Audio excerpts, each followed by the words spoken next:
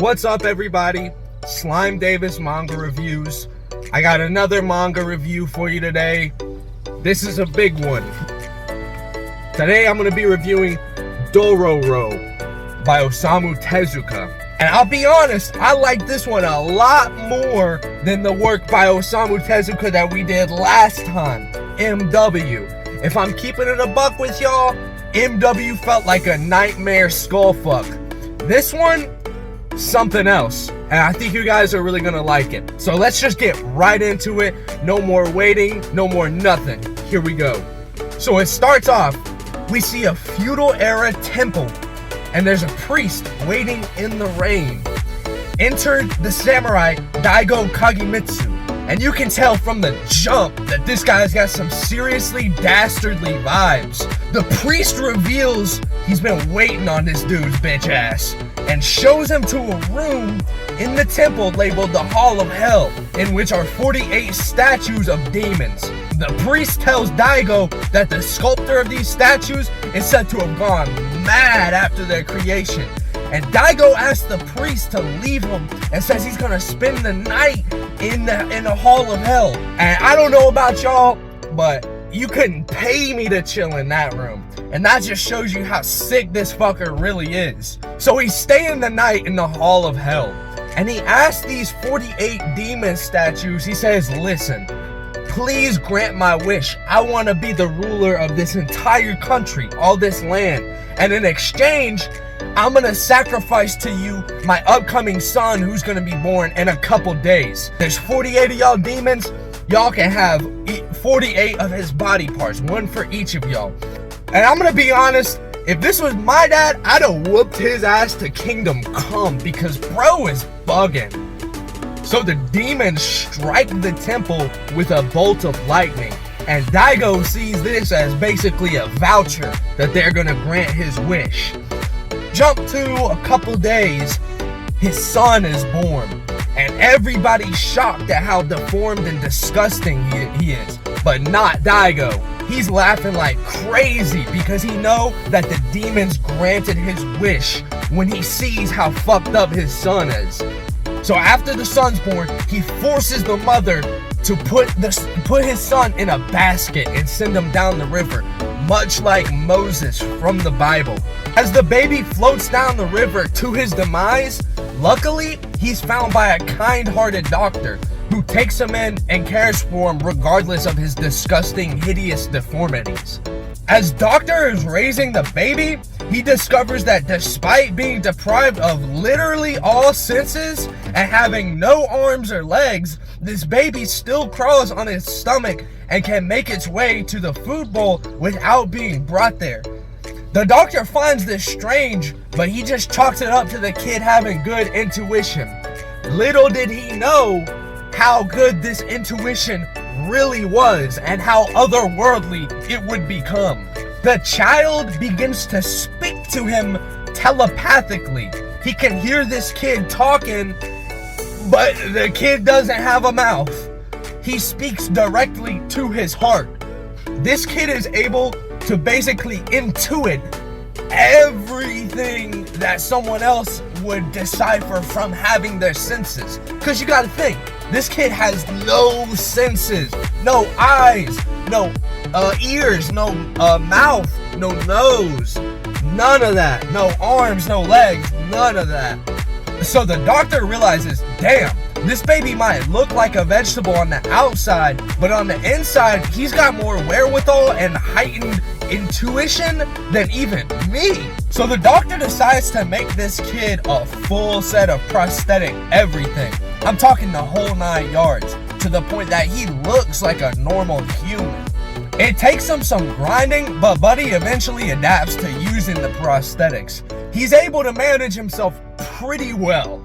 As he's growing up, the doctor's house is constantly bombarded with spirits, demons, entities, and general bad vibes. After all, Buddy was a sacrifice to demon kind.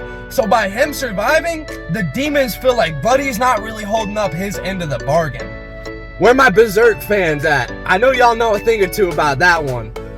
Consequently, the doctor names little buddy Hyakimaru. with Hyaki meaning 100 demons or some shit, and Maru is just a feudal era suffix for boys' names. The doctor tells him, look little bro, you know I love your ass, but by you staying with me, that's putting me in danger, and I ain't signed up for all this. You gotta go out and find your own way. So he sends Hyakimaru on his own journey, but not before giving bro some truly wicked aftermarket modifications. I'm talking swords under each prosthetic arm to where he can still use his arms like he's got normal ones. I'm talking chemical launching legs with caustic water for killing these demons. Some truly badass modifications and upgrades. As his journey starts, Hyakimaru meets a blind monk who's also a wicked swordsman. And Hyakimaru tells OG that he's on a quest to find happiness and asks him if he can train with him to learn the way of the sword. OG's like, nah, I can't even do it, and continues on his way. But Hyakimaru's determined ass won't take no for an answer. Eventually, OG leads him to a village of deformed little kids and tells bro, listen, you're talking this and that about trying to find happiness but being hindered by these bodily deformities and all that. Look at these little motherfuckers over here. They're deformed as fuck, but they still got that dog in them, and they ain't letting shit get in the way of them being happy. So Hyakimaru starts kicking it with these little dingy ass kids that are all fucked up and stuff, but he actually fucks with them. And he's living in their village. He starts refining his own sword skills on his own. He found a lot of solace in this village, including a shorty that he was simping for majorly. But one day some shitty booty ass samurais come along and burn down the village and kill Hyakimaru's shorty whom he loves so much. This is when bro truly got on demon time. He fucks those bum ass samurais up, and from there, he's only got one mission. Continue his journey and obliterate them demons that keep coming for him. Because every time he kills one of the 48 demons, he gets a body part that is returned back to him. As Hyakimaru's traveling, he comes across some real gooners that are beating up on a little boy, and he tells them to knock it off. But they tell him, nah fam, this kid's a no good thief.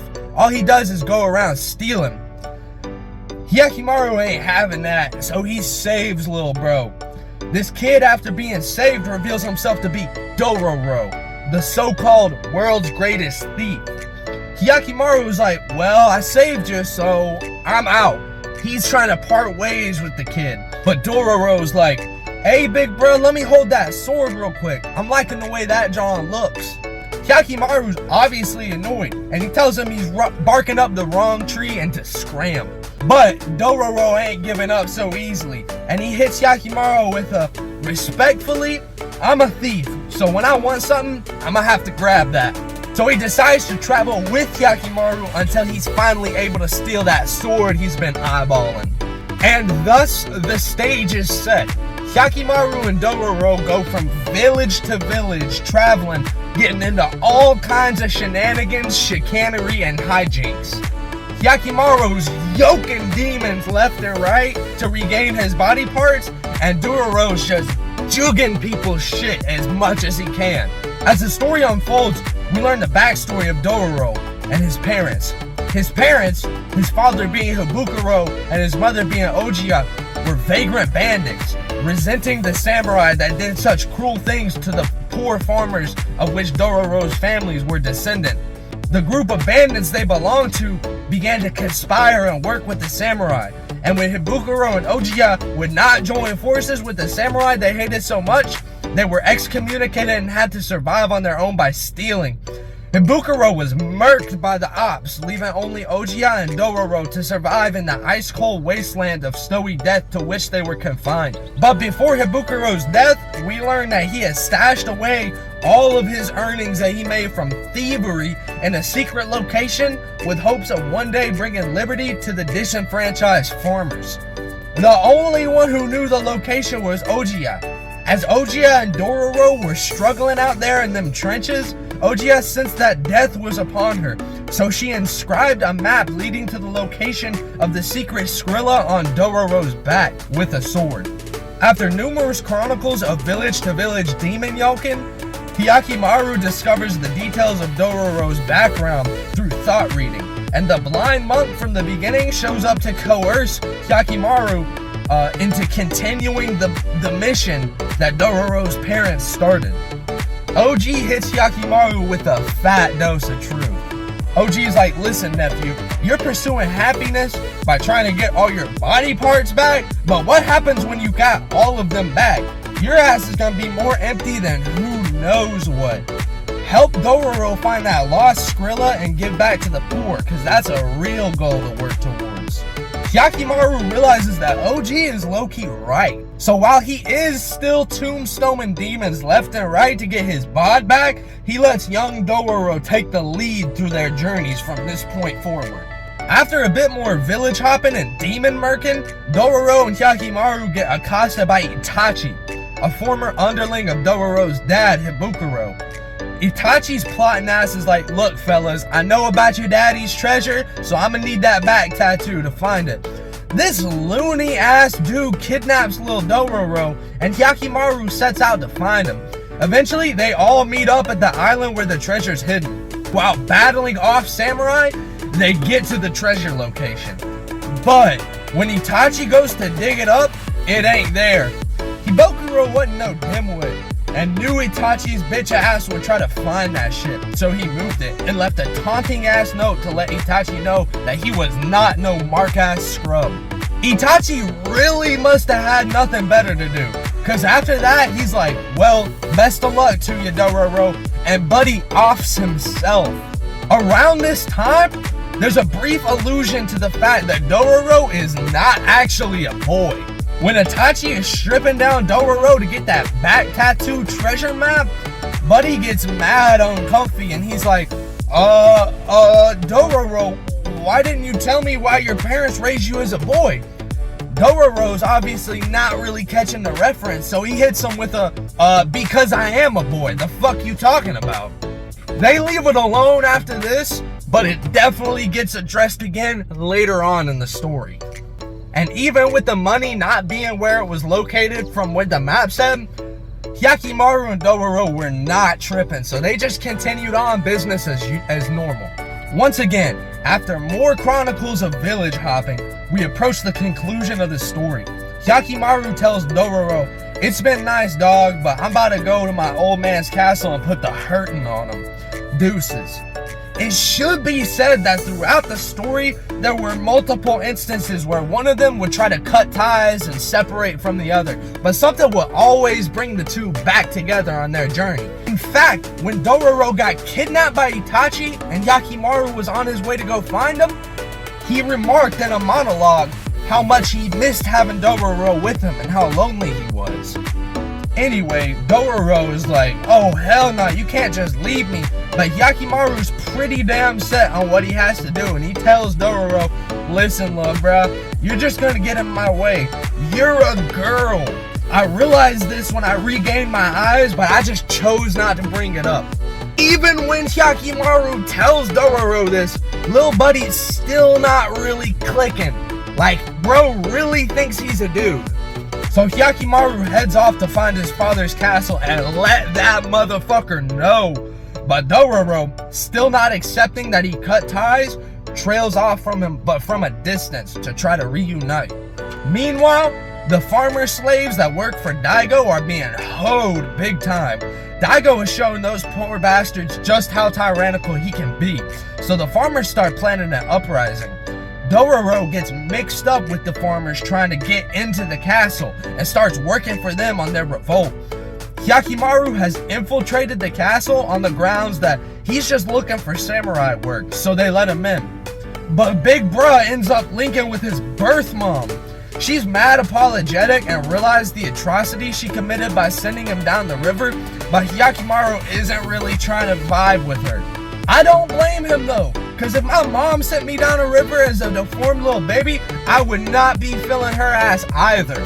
While helping the farmers break into the castle, Lil Dororo gets apprehended. It seems like getting caught and tied up is the only thing Lil Bruh knows how to do. It is known by Daigo that Hyakimaru and Dororo are constituents because they've had prior encounters earlier during their adventures. Daigo's like, if you're really here to join my side and be a samurai, then kill your little homie right here. Hyakimaru was like, Dororo, I cut ties with your little ass, and makes it look like he's really gonna clap little bro's cheeks.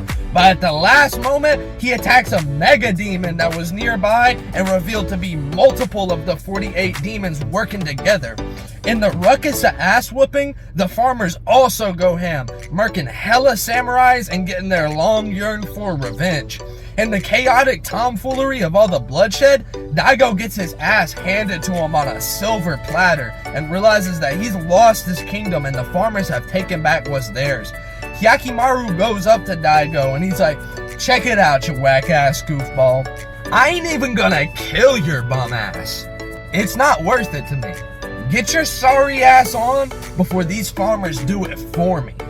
And so Daigo and Hyakimaru's birth mother run off with their tail between their legs.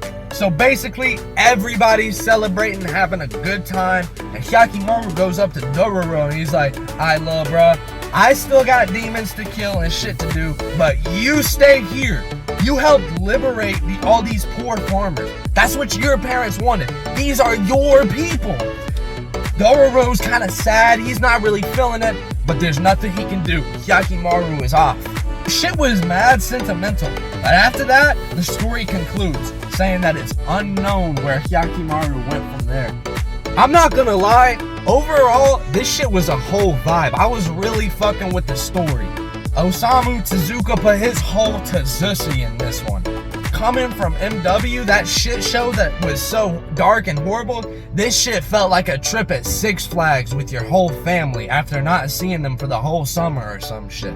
I will say, the nature of the ending did seem a little bit anticlimactic. However, I was still rocking with it. I thought it was fine.